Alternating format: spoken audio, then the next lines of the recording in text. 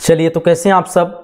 Finally आज की class जो है काफ़ी आप लोगों के लिए लाजवाब क्लास मिले, क्योंकि 4 फरवरी को प्रश्न जो पूछे जाने वाले हैं आपका हिस्ट्री का सीधे सीधे वही प्रश्न को लेके आ चुका हूं, और वो भी सब्जेक्टिव प्रश्न है। ऑब्जेक्टिव के लिए आप लोग को तो वीडियो दे दिया था, लेकिन सब्जेक्टिव पे काफ़ी जो है डिमांड आप लोग को आ रहा था। तो ये सीधा जो वायरल प्रश्न है, आपको अभी वही प्रश्न पढ़ना है जो कि आपको फाइनल एग्जाम में देखने को मिलेंगे। ठीक है, तो सारे क्वेश्चन को हम लोग अच्छे से समझेंगे और इस तरह से आप लोग को हर एक सब्जेक्ट का मिल जाएगा। तो इस चैनल पे न्यू है तो चैनल को सब्सक्राइब करके नोटिफिकेशन बेल को ऑन कर लेंगे। आज हम लोग हिस्ट्री कवर करेंगे, किसी दिन हम लोग जो है अदर सब्जेक्ट करेंगे, इसलिए आप लोग को चैनल को सब्सक्राइब करना जरूरी है। इस वीडियो को आप लोग अधिक से अधिक लाइक कीजिए और अपने सभी फ्रेंड तक शेयर कीजिए, ताकि एग्जाम से पहले इन सारे प्रश्न उस तक पहुंच सके। ठीक है, ये सारे क्वेश्चन जो वायरल क्वेश्चन है, जो कि आपको सीधे सीधे एग्जाम में देखने को मिलेंगे। ठीक है, तो आप लोग को बिल्कुल भी स्किप नहीं करना है और पेन और कॉपी लेकर के बैठ जाना है। सारे क्वेश्चन को 1 बाय 1 नोट करते जाना है, या फिर इस वीडियो को रोक करके आप लोग सारे क्वेश्चन को अच्छी तरह से एक बार रिपीट कर लीजिए। मैं जो समझा रहा हूं उसको समझ लीजिए और इस कॉपी को अपने अंदाज में, अपने लैंग्वेज में आप लोग लिख लीजिए, ताकि आपको काफी जो है इस चीज को मतलब इस चीज को आप अच्छी तरह से याद रखें, कभी इसको भूले नहीं। ठीक है, तो फर्स्ट क्वेश्चन देखिए क्या कह रहा है, हम लोग को पूछ रहे हैं कार्बन 14 विधि से आप क्या समझते हैं। डेफिनेटली सबको इस क्वेश्चन का आंसर पता होगा, काफी इजी क्वेश्चन है। कार्बन 14 विधि का मतलब यह होता है कि किसी भी वस्तु का एज निकालना, यानी वैज्ञानिक की ऐसी विधि है जो कार्बन 14 विधि ऐसी विधि है जिसके द्वारा हम पुरानी वस्तुओं की एज निकालते हैं। एग्जाम्पल के तौर पर कोई ऐसी वस्तु है, ठीक है, मान लेते हैं कोई भी एक जो है वस्तु है, इस वस्तु जो है जमीन के अंदर जो है धंस गया था, जिसके हमको एज निकालना है कि ये कितनी एज जो है पुरानी वस्तु है। ठीक है, तो इसके लिए हम क्या करेंगे, जमीन से निकालना कार्बन 40 का इस्तेमाल करेंगे। और कार्बन 14 क्या होता है कि उसमें 2 प्रकार के होते हैं, कार्बन 12, एक होता है कार्बन 14। कार्बन जो 14 वो सेम रहता है, लेकिन कार्बन 12 ये कब आता है, जब कोई मतलब वस्तु जो जीवित रहता है और जीवित होने के बाद वो मर जाता है, तो वो जो कार्बन 12 में बदल जाता है। तो ये दोनों विधि मतलब दोनों जो है कंपेयर करके हम किसी वस्तु की एज कितनी पुरानी है, साइंटिफिक विधि है जिसके द्वारा हम उस वस्तु की एज को निकाल सकते हैं। जैसे एग्जाम्पल के तौर पर किसी इंसान की पैदाइश होती है, अब उसकी डेट ऑफ बर्थ लिखी जाती है और फिर जब मरती है तो उसको फिर हम उसको डेट ऑफ बर्थ से कैलकुलेट करते हैं और एज सिंपल निकल जाता है। लेकिन कोई ऐसा वस्तु जो हम लोग से पैदा होने से बहुत पहले बना हो और वो जमीन के अंदर धंसा हुआ, उसकी एज कैसे निकालेंगे, तो उसकी एज निकालने के लिए कार्बन 14 का इस्तेमाल करते हैं। ठीक है, इतना क्लियर है। फिलहाल मैं जो आपको यहाँ पे समझा दे रहा हूँ कि क्या इसको एग्जाम्पल में लिखना है, डिफिनेशन में क्या लिखना है, एक बार समझ जाइए। कार्बन 14 लिख सकते हैं आप लोग। कार्बन 14 तिथि निर्धारण की ऐसी तिथि है जो वैज्ञानिक जो है इसका इस्तेमाल करके पुरानी वस्तुओं का एज निकालने, आयु निकालने में इस्तेमाल करते हैं। शॉर्ट में लिख सकते हैं या फिर इस तरह लिख सकते हैं आप लोग, कार्बन 14 विधि जो है, कार्बन 40 विधि काल जो गणना की एक ऐसी विधि है, इसमें जीवित वस्तु के अवशेष के आधार पर उसकी काल अवधि की गणना की जाती है। कार्बन के 2 अपरूप होते हैं, एक कार्बन 12 एंड कार्बन 14। सभी जो सजीव होते हैं उसमें उपलब्ध रहते हैं कार्बन 14। ठीक है, जब किसी सजीव जो है वस्तु मृत हो जाती है तो उसमें कार्बन 12 का जो है क्षरण होता है, जबकि कार्बन 14 जो वो ऐसे ही बना रहता है, वो 14 का 14 रह जाता है। इसी आधार को बनाकर उस वस्तु की प्राचीनतम जो है क्या कहते हैं, उसकी प्राचीनता यानी उसकी आयु जो है ज्ञात की जाती है। तो इस तरह से आप लोग कार्बन 14 के बारे में लिखना। आई होप कि इस क्वेश्चन के बारे में अच्छी तरह से आप लोग समझ गए होंगे। ठीक है, नेक्स्ट क्वेश्चन आपको पूछ रखा है कि उत्खनन से आप क्या समझते हैं। काफी लाजवाब क्वेश्चन है, उत्खनन के बारे में पूछ सकता है आपको, हर बार एग्जाम में पूछता ही है और 100% इस बार भी आपको पूछ सकता है। उत्खनन के बारे में पूछ रखा है, तो उत्खनन में क्या हो जाएगा, जब कोई भी जो पृथ्वी के नीचे में बहुत साल जो पुरानी वस्तु जो दबा हुआ है, यानी कोई सभ्यता था या फिर कुछ भी था, या फिर कोई मतलब लोहा हो गया, पत्थर हो गया, ईंट हो गया, या फिर मूर्ति हो गया, कई तरह के पदार्थ जो है पृथ्वी के नीचे जो धंसा हुआ है, और इस चीज को अगर निकाल के उसकी जानकारी प्राप्त करना ही हम उत्खनन कहलाते हैं। ठीक है, क्लियर है। यानी कोई भी पृथ्वी के गर्भ के अंदर पुरानी चीजें, सभ्यता से रिलेटेड कोई भी पदार्थ अंदर में दबा हुआ है, इसके बारे में पहले से लोगों को कुछ नहीं पता है। जैसे अभी मान लो पृथ्वी के अंदर से लोहा, सोना, चांदी निकलता है, इसके बारे में पता है। ठीक है, लेकिन कोई ऐसा चीज जिससे हमको नया जानकारी मिलती है, जैसे लोहा भी जब निकला था उसमें लोहा के बारे में पता नहीं था, लेकिन जब लोहा भी जमीन के अंदर से निकला था तो वो भी उत्खनन का एक भाग था। ठीक है, तो जमीन के अंदर से जितने भी नए पदार्थ निकालते हैं, जब जो मतलब अभी तक उसकी ज्ञान नहीं है, और निकाल करके उसकी जानकारी प्राप्त करना ही हम क्या कहते हैं, उत्खनन कहलाते हैं। चलिए इसको आप लोग किस तरह लिखना है इसको देख लीजिए।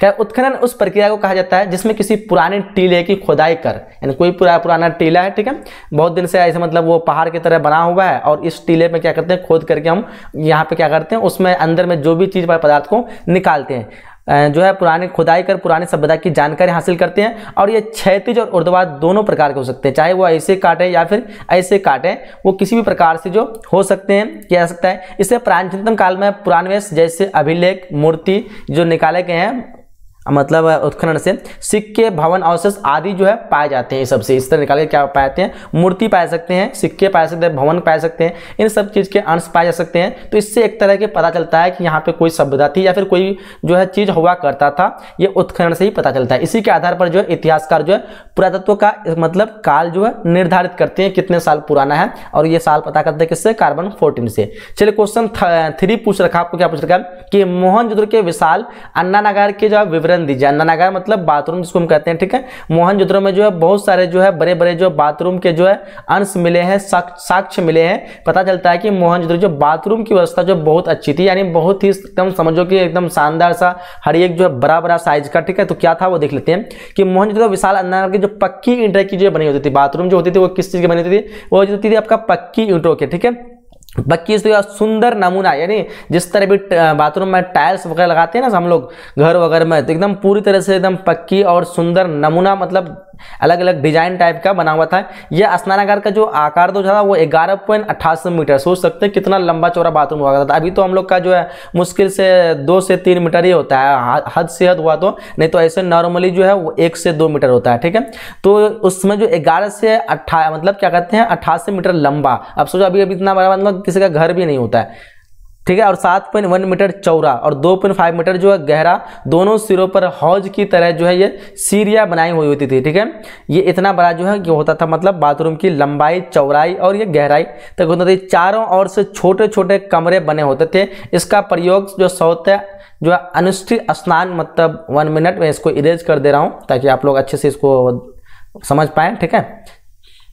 चलिए तो यहाँ पे देख लेते हैं। हाँ देखिए यहाँ पे क्या कह रहा है कि सीढ़ियां बनाई हुई है, इसके चारों ओर छोटे छोटे कमरे बने होते थे। इसका प्रयोग जो है संभवतः अनुष्ठानिक स्नान के लिए होता था, क्योंकि भारत के धार्मिक अनुष्ठानों ने स्नान का बड़ा महत्व दिया था। अभी जिस तरह बाथरूम था इससे थोड़ा सा अलग था, जैसे ये बाथरूम जो है इसके गड्ढे बना करके लंबा चौड़ा बना करके बनाया था, और एक तरह का हौज की तरह था। इसमें जो है पानी भरा रहता था, जिस तरह भी हम लोग टैब जिसको कहते हैं ना, टैब, ये इस तरह का होता था और इसमें जो है पानी भरा रहता था। और इसी में जो छोटे छोटे जो है घर टाइप का बना होता था, जिसमें जो है लोग जो है नहाने का इस्तेमाल करते थे, और धार्मिक जो परंपरा में उसमें स्नान को एक बहुत बड़ा जो है महत्व दिया गया था, ठीक है।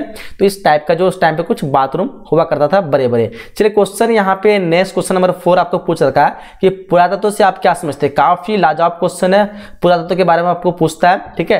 तो पुरातत्व क्या होता है कि पुराने चीजों को हम मतलब जो निकालते हैं, निकाल के वही एक तरह समझ लीजिए जो हम उत्खनन करते हैं ना, उसी प्रकार से। तो पुरानी जो है पुरातत्व इतिहास का ऐसा स्रोत है जिसमें उत्खनन से प्राप्त, बताया यहाँ पे आपको, उत्खनन से प्राप्त जो भी सामान प्राप्त होते हैं, जैसे आपको बताया जैसे हमने इसकी खुदाई की, यहाँ से मुझे जो है लोहा मिला, ठीक है, चाहे लोहा मिला या फिर हो सकता है यहाँ पे कोई जो पत्थर मिला।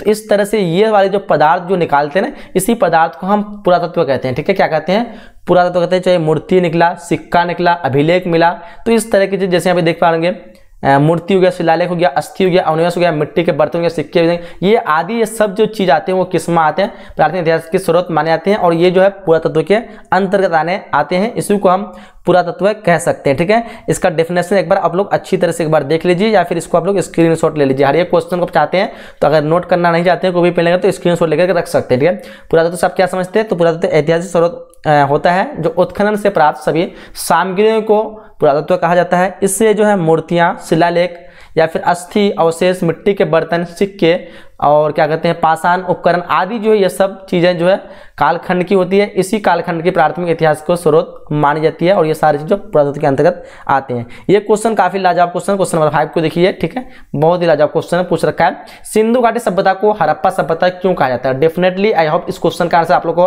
ऑलरेडी कुछ कुछ को पता होगा, अगर जिसको पता नहीं है ध्यान से समझ जाइए। सिंधु घाटी सभ्यता को हड़प्पा सभ्यता क्यों कहते हैं। देखो जाहिर सी बात आप सभी को कि सिंधु घाटी सभ्यता जो है इसको क्यों कहते हैं, क्योंकि ये सिंधु घाटी के मतलब किनारे बसा हुआ, सिंधु नदी किनारे बसा हुआ है, इसलिए हड़प्पा सभ्यता को हम लोग सिंधु घाटी की सभ्यता कहते हैं। इतना सबको पता है।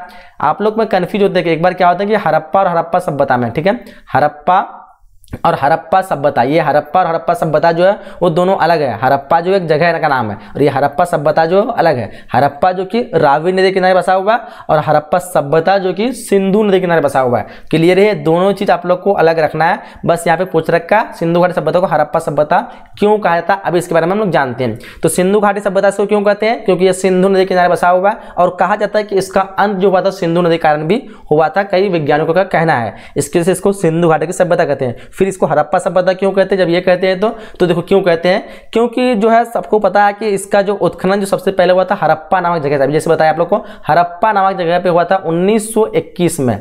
कब हुआ था, 1921 में जो है इसका मतलब स्थापना मतलब उत्खनन हुआ था हड़प्पा नामक जगह में। कौन किया था, तो बोलेंगे सर राखालदास बनर्जी, राखालदास बनर्जी, दयाराम साहनी ने किया था। ठीक है, इसकी जो ये किया था, उसने किया था दयाराम शाह ने हड़प्पा की खोज की थी। ठीक है, फिर उसके बाद 1922 में जो स्थापना हुआ था मोहनजोदड़ो की, जिसका स्थापना की मतलब खोज किया था राखालदास बनर्जी। लेकिन यहाँ पे टॉपिक पर क्या क्वेश्चन पूछ रखा है कि क्वेश्चन में कि सिंधु घाटी सभ्यता को हड़प्पा सभ्यता क्यों कहते हैं, तो इसलिए कहते हैं क्योंकि सबसे पहले हम लोग को पता है कि हड़प्पा की वहाँ पे खोज हुई।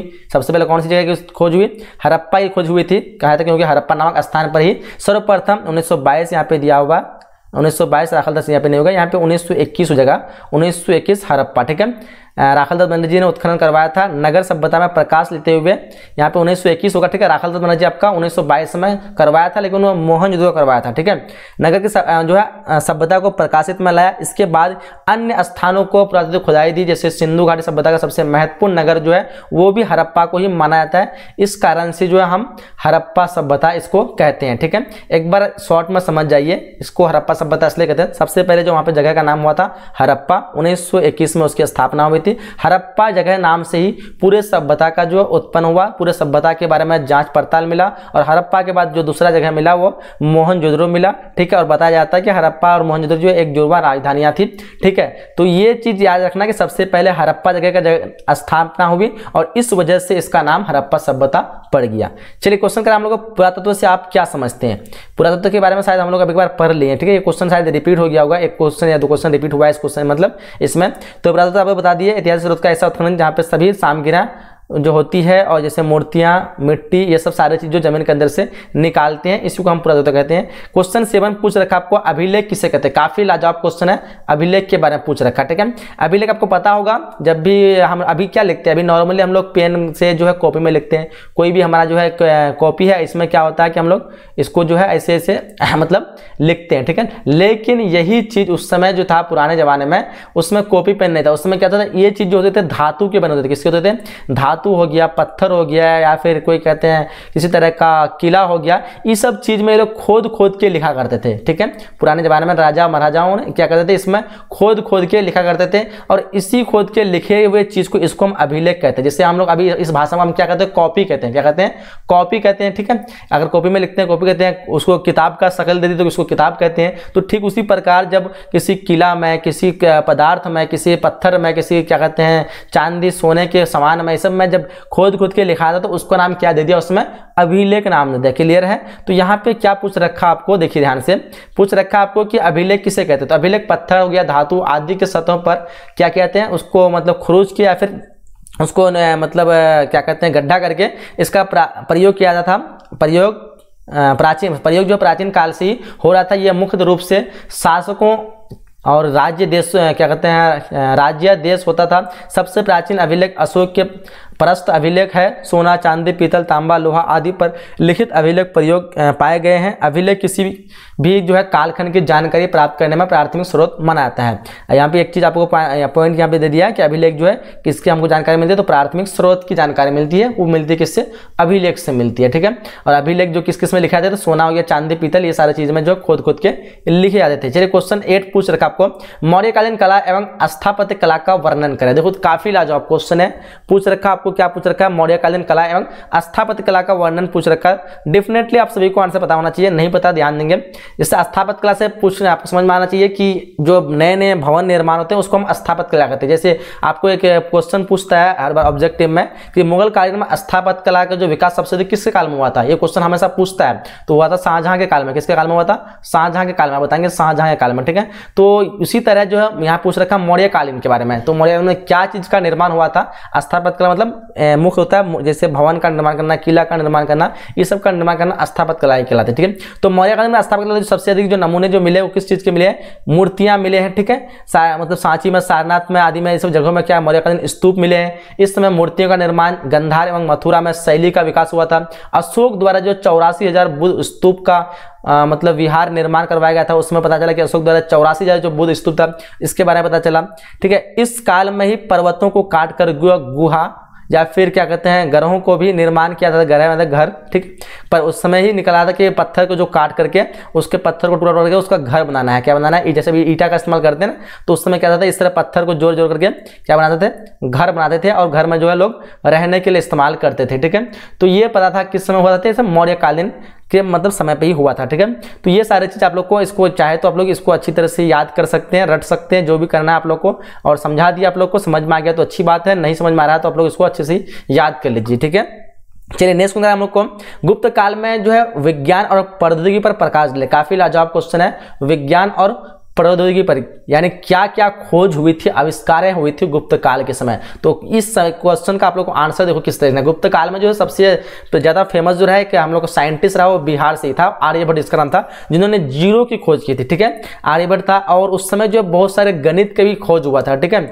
और आर्यभट्ट ने ही सबसे पहले बताया कि पृथ्वी गोल है। ठीक है, तो इसके बारे में ये सब चीज की खोज हुई थी कब? गुप्त काल में। देखिए इसका डेफिनेशन कैसे आप लोग लिखना है। गुप्त काल में विज्ञान प्रौद्योगिकी की विभिन्न शाखाओं का उल्लेख विकास हुआ था।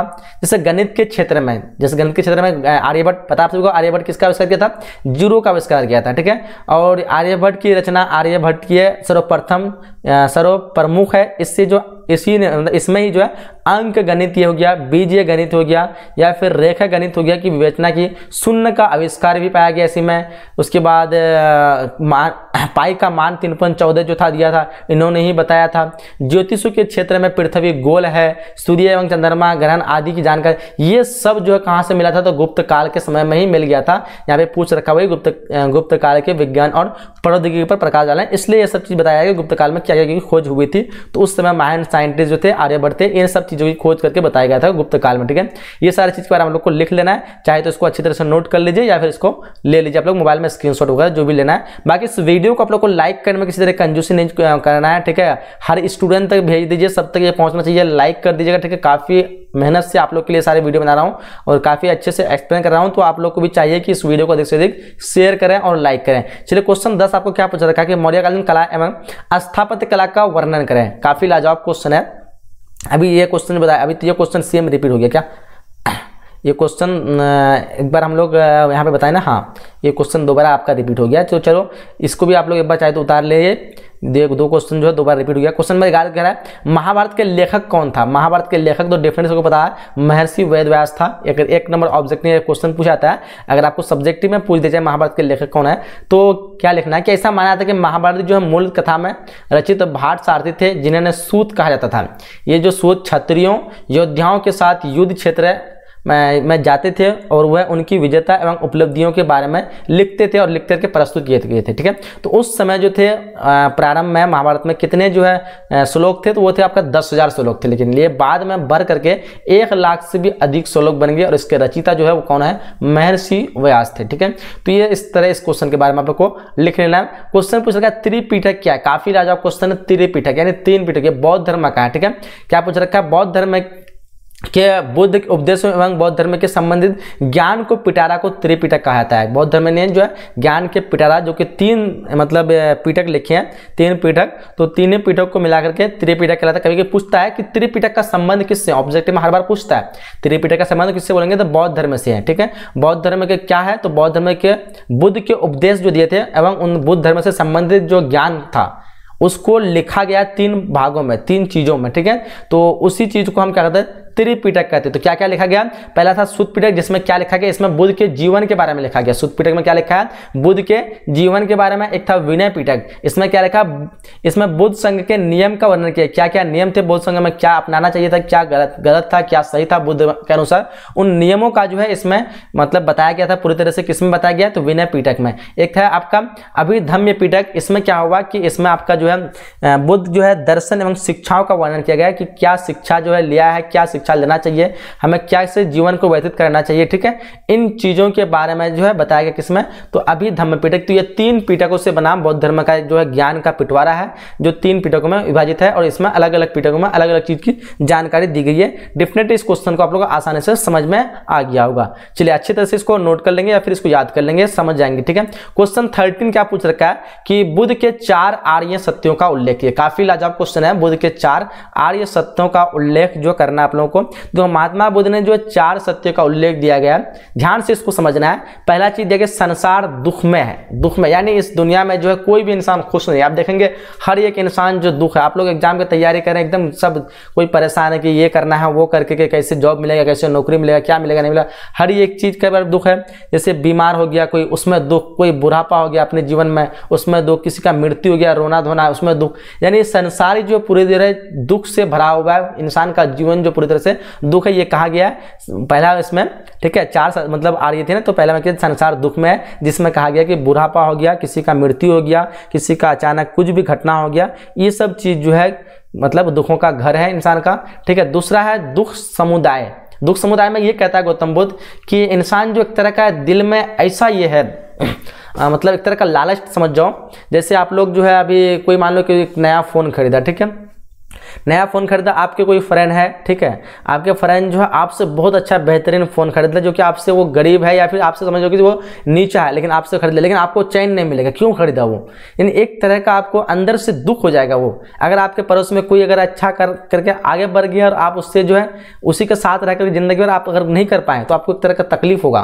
तो यही चीज़ कहता है यहाँ पे बुद्ध के अनुसार, जो दुखों का मूल कारण जो मानव जीवन ही है, इंसान का जीवन ही हो, वो दुखों का मूल कारण जो तृष्णा है, एक तरह का लालच, एक तरह का अनुभव ये हो कि हमको ये चाहिए, अगर नहीं मिल रहा है तो दुख, जो चीज़ है उस चीज़ में खुश नहीं है इंसान। आज अगर मान लो कोई इंसान अगर पढ़ रहा था, अगर आज अगर 10,000 रुपये महीना कमा रहा है, ठीक है, अगर 2 साल बाद अगर वो जाकर के अगर 20,000 कमाएगा तो उसको खुश होना चाहिए, लेकिन नहीं, वो भी दुख में ही है कि नहीं और हो जाता। तो इस तरह की जो तृष्णा, उसको उस तरह के लालच टाइप का है। तो इसलिए जो इंसान का जीवन जो कभी है दुख से ही भरा हुआ, दुख समुदाय है, कभी इसकी पूर्ति नहीं हो पाती और हमेशा इस वजह से इंसान अपने आप को खुश नहीं रख पाता और इसी दुखी में रह जाता है। फिर इसका निवारण के लिए कुछ 2 दिए गए, जैसे ये 2 था आपका दुख के लिए, ठीक है, कैसे दुख होता है और कैसे कैसे मतलब दुख बढ़ाता है, और ये था आपका दुख निरोध। दुख निरोध में क्या कहता है, यदि मानव तृष्णा का समाप्त कर दे, यानी अपने लालच को, अपने अंदर आए हुए जो भावना है कि हमको ये चीज़ चाहिए और वो चीज़ न मिलने से जो एक तरह का अपने अंदर में ये आता है, आपका भावना आता है कि अरे यार ये चीज़ सामान नहीं मिला तो मतलब डिप्रेशन में पहुंच गए, हमको चाहिए था, ये सब चीज़ की जो तृष्णा जो इसको समाप्त कर जाए, मतलब समाप्त कर दे, तो क्या होगा कि दुखों का निवारण हो सकता है। लोग अगर 10,000 रुपये कमा रहा है, अगर जाकर के 8,000 कमा रहा है, अगर 8,000 में ही खुश है, देखे अगर ये देख करके कि कोई हम तो 8,000 रुपये महीने कमा रहे, कोई तो 2,000 भी नहीं कमा पा रहा है, ये चीज में भी खुश, मतलब देख करके खुश है, तो यानी इसका दुख का निरोधन कर सकता है। हाँ, लेकिन अगर ये 8,000 कमा रहा है और अपने से 20,000 वाले को देख रहा है, तो इस हर हालत में कभी सुख नहीं हो सकता, हमेशा इसके अंदर में दुख रह सकता है। तो दुख का निवारण इस तरह से कर सकता है। फिर क्वेश्चन चौथा में कह रहा है, मतलब पॉइंट चौथा में कह रहा है कि दुख का निरोध मार्ग क्या है। तो महात्मा बुद्ध के अनुसार जो है सांसारिक दुख को छुटकारा पाने के लिए अष्टांग मार्ग का अनुसरण करना, मतलब अनुसरण करना चाहिए, उसको दुनिया से छोड़ देना चाहिए। क्या दुनिया में चल रहा है, नहीं चल रहा है, इन सब चीज़ों का मार्ग जो है छोड़ दीजिए, अपने जो है एक सन्यासी जीवन को बताइए, ये चीज़ कहना चाहता है क्वेश्चन नंबर 4 के अकॉर्डिंग। चलिए, मतलब पॉइंट 4 के अकॉर्डिंग क्वेश्चन 14 पूछ रखा आपको, निर्वाण से जो है आप क्या समझते हैं। निर्वाण के बारे में पूछ रखा है। देखो, निर्वाण के बारे में पूछ रखा है, तो आपको तो निर्वाण के बारे में बौद्ध धर्म में जो है जीवन में क्या था कि निर्वाण जो है उसका फल उसी समय मिल जाना चाहिए, यानी कोई कर्म कर रहा है उसको जो है बुढ़ापे में उसका रिजल्ट मिल जाए, वो निर्वाण हो गया। लेकिन जो है वैदिक सभ्यता जो थी, आपका वैदिक धर्म जो थे, वो इस चीज़ को फॉलो नहीं करते। वैदिक का मानना है कि जब इंसान कोई काम इस दुनिया में आया है, ठीक है, और दुनिया में आने के बाद जो है वो चले जाता है, इस दुनिया में आने के बाद वो गुजर जाता है, उसकी मृत्यु हो जाती है, उसको हम निर्वाण कहते हैं। लेकिन बौद्ध धर्म में जो जीवित रहते ही निर्वाण की प्राप्ति हो सकती है, और मृत्यु हो जाती है तो उसको क्या कहते हैं, उसको महापरिनिर्वाण कहते हैं, ठीक है। तो बौद्ध धर्म के अनुसार, लेकिन निर्वाण जो है ये इसके वैदिक धर्म के अनुसार क्या होती है, मर जाना को ही निर्वाण कहते हैं, ठीक है। तो चलो दोनों को एक्सप्लेन करते हैं अच्छे से, हम लोग समझते हैं, ठीक है। चलिए देखो यहाँ पे क्या पूछ रखा आपको, क्वेश्चन का आंसर देखा कि बौद्ध धर्म में जीवन परम लक्ष्य निर्वाण प्राप्ति मानता है। जीवन मरण चक्र से मुक्ति ही निर्वाण है। बौद्ध धर्म के निर्वाण का सिद्धांत वैदिक धर्म के निर्वाण के सिद्धांत से पूरी तरह से अलग है, ठीक है, कैसे अलग है? क्योंकि ये जो है जिंदा रहते ही निर्वाण मानता है बौद्ध धर्म में, और ये वैदिक धर्म जो होता है मरने के बाद ही होने मतलब मर जाए तभी निर्वाण मानता है। ठीक है, बिल्कुल अलग है। उसके बाद क्या कहता है कि वैदिक धर्म के अनुसार व्यक्ति निहित आत्मा परमात्मा में विलीन हो जाती है और ये पूर्व जन्म से के चक्र से मुक्ति मिलती है। ठीक है, आगे कह रहा है हम लोग को, अर्थात मृत्यु पर ही निर्वाण संभव है। वैदिक धर्म के अनुसार मृत्यु होगा तभी निर्वाण संभव है, जबकि बौद्ध धर्म के अनुसार निर्वाण इसी जन्म में प्राप्त किया सकता है, जबकि जो है निर्वाण है, महापरिनिर्वाण, वो मृत्यु के बाद संभव है। ये बौद्ध धर्म का कहना है। ठीक है, तो ये चीज जो है अंतर बताया निर्वाण का मतलब। ठीक है, दोनों का अलग अलग है, वैदिक धर्म और बौद्ध धर्म के अनुसार। आपको उस बारे में लिख देना है। क्वेश्चन 15 काफी लाजवाब क्वेश्चन है।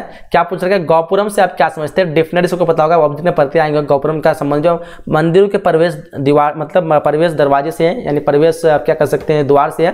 ठीक है, तो क्या आंसर लिख सकते हैं हम लोग? गौपुरम जो है मंदिरों के प्रवेश द्वारों कहा जाता है। विजयनगर शासक जो था वो क्या था? बहुत महानतम शासक था। उसका महानतम शासक पूछा जाता है, कृष्णदेव राय को महानतम शासक कहा था। तो विजयनगर के जो साम्राज्य हुआ करते थे वो अपने आप को बहुत महान शासक कहते थे, और उस शासक के लिए वो जो है बड़े बड़े जो है स्तंभ बनाते थे, जिससे उसका मतलब पहचान हो कि इतने बड़े बड़े ऊंचे स्तंभ बनाते हैं, यानी एक महान शासक ही बना सकता है। इसलिए जो उसमें क्या था विजयनगर शासक ने मंदिर के गौपुरम का निर्माण करवाया था। ठीक है, क्या होता था कि अत्यधिक विशाल होता और ऊंची होते थे। ये जो है संभवतः सम्राट की जो ताकत को याद दिलाते दिखा देते कि कितने ऊंचे मीनार बने हैं, तो इसका मतलब ताकत क्या होगा इस सम्राट का, इतना ऊंचा ऊंचा काम कर सकता है, इतना बड़ा बड़ा काम कर सकता है, जो असंभव टाइप का लगता होगा।